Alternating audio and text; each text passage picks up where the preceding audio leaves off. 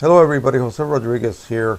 I'm going to try to address a question that's quite often asked, and that is, can I take my image and print it onto an 8x10 final size, 5x7, 11x14, or letter size without having to crop it from the original aspect ratio that my camera produced?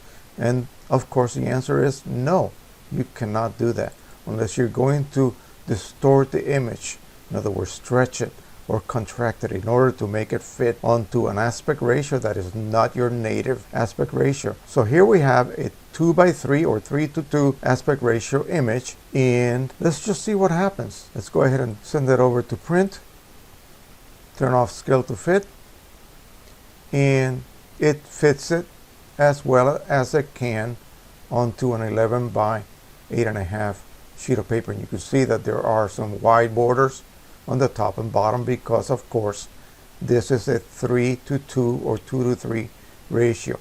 So let's go ahead and explore what you really need to do in order to be able to print this to, say, 8x10. But first of all, let's look and see what the actual size of this image is.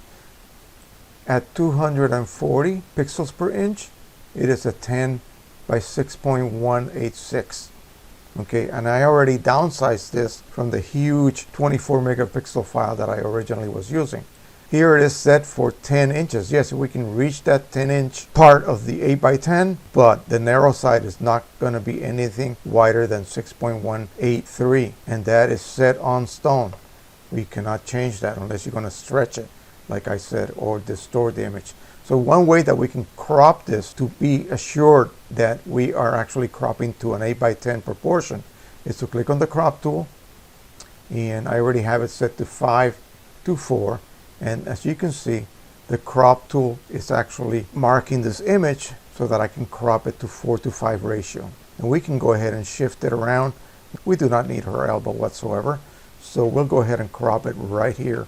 This gives you enough leading toward the left, which is the direction that they are walking in. So this will be more than fine to go ahead and print from.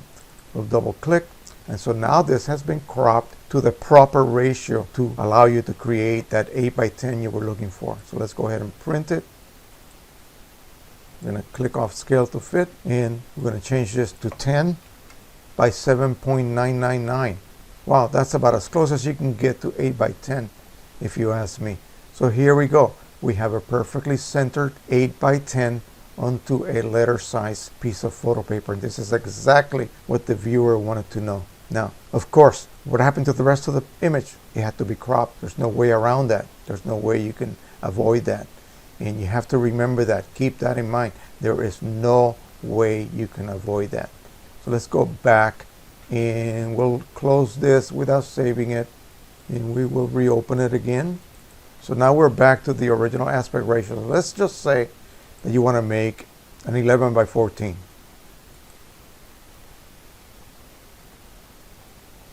So we will pick the printer settings and look to see if we do have an 11x14 preset.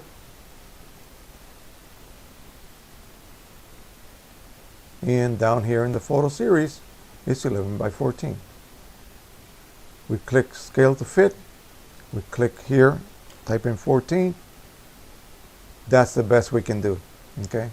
We will never be able to fit this as an 11x14 without any borders, or at least with the minimal borders that the printer forces you to introduce. So again, the original aspect ratio determines the dimensions of any print you can make, or the aspect ratio of any print that you can make. And if it does not fit onto that particular paper, you will have to live with borders. There's no way to get around that. All right, that is it. So just remember that you cannot simply magically fit this onto a particular sheet of paper that you happen to want to print on. So if you have a frame that's 8x10, you're just going to have to crop this somehow to 8x10. All right. If you want to print it to 5x7, you'll have to crop it to 5x7. Let's go ahead and do that real quick. As you can see, I lost quite a bit of the image. Again, 5x7 doesn't quite fit.